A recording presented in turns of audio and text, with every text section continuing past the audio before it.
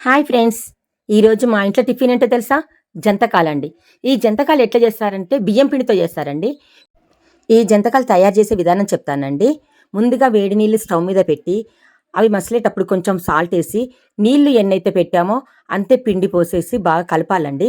ఒక 5, 10 నిమిషాలు కలిపిన తర్వాత దాన్ని తీసేసి, తర్వాత దాన్ని ముద్దలుగా చేసుకోవాలండి.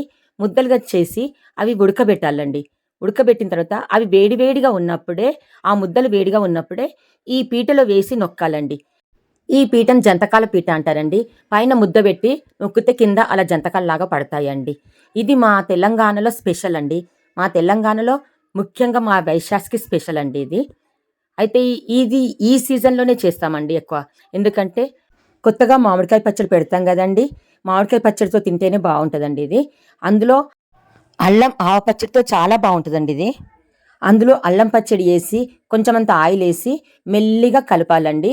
స్పీడ్‌గా కలిపితే అది ఇరిగిపోతదండి. మెల్లిగా అవి ఇరిగిపోకుండా ఇలా మెల్లిగా కలిపి పెట్టాలండి. దీనికి కాంబినేషన్ మామిడిపళ్ళ రసం అండి.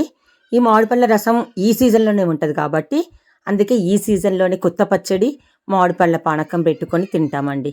ఇదేనండి మా తెలంగాణ స్పెషల్ జంతకాలు. Okay friends. Bye bye. Please subscribe చేసుకోండి ఫ్రెండ్స్.